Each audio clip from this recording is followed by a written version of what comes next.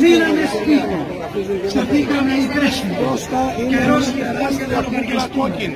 Σήμερα Πέμπτη και κάθε μέρα που θα χρειαστεί θα είμαστε εδώ μαζί με τα υπόλοιπα καλλιτεχνικά σωματεία και τη συλλογή. Χιλιάδες εργαζόμενοι στον τομέα του πολιτισμού συγκεντρώθηκαν το μεσημέρι της Πέμπτης στην πλατεία Συντάγματος για να διεκδικήσουν το δικαίωμα στην εργασία αλλά και το δικαίωμα στη ζωή. Καθώς η υπό όρους λειτουργία των πολιτιστικών χώρων το καλοκαίρι και οι δυσίωνες προβλέψεις για το φθινόπωρο λόγω κορονοϊού προκαλούν τεράστια ανησυχία. Οι εργαζόμενοι φοβούνται μακρά περίοδο ανεργίας. Δεν ξέρουν ακόμη πότε και πώς θα μπορέσουν να επιστρέψουν στη δουλειά τους.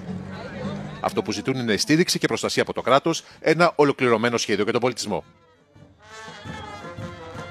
Πρέπει η πολιτεία να μας δει, γιατί μέχρι τώρα ήμασταν αόρατοι και πρέπει να μας προστατεύσει. Να ασχοληθεί πιο πολύ με αυτούς που δεν φαίνονται, παρά με αυτούς που φαίνονται. Αυτοί που φαίνονται πολλοί από αυτούς δεν έχουν και ανάγκη, έτσι.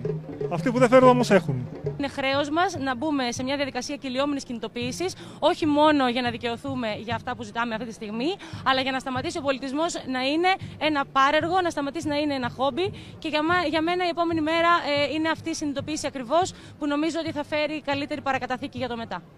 Το Υπουργείο Πολιτισμού εξήγηλε κατά τη διάρκεια της συγκέντρωσης ένα πακέτο μέτρων για τον πολιτισμό ύψους 100 εκατομμύριων ευρώ. Μας ενδιαφέρει, όπως άλλωστε όλη την κυβέρνηση, η επιδότηση της εργασίας και όχι της ανεργίας. Δεν θέλουμε ένα απολυτιστικό τοπίο στην Ελλάδα εξαιτίας της πανδημίας. Δεν θέλουμε ένα απολυτιστικό καλοκαίρι το 2020.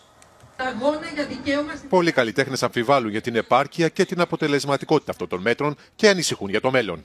Με τόση ύφεση που περιγράφεται, 4, 8, 12% για του χρόνου, δεν θα έχει να πληρώσει τα εισιτήρια. Δεν θα θέλει και να μπει. Θα πρέπει να υπακούμε στους νέους υγειονομικούς κανόνες. Ήδη αυτά που ανακοινώθηκαν μιλάνε για αυστηρά στους ανοιχτούς χώρους, 40% χωρητικότητα.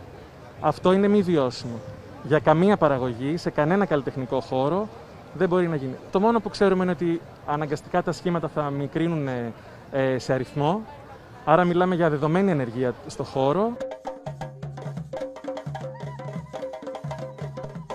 Ο πολιτισμός και οι εργαζόμενοι του εκπέμπουν σήμα κινδύνου, καθώς η πανδημία πλήττει πάρα πολύ το συγκεκριμένο κλάδο, ο οποίος βρίσκεται σε υποχρεωτική ανεργία από τις αρχές Μαρτίου.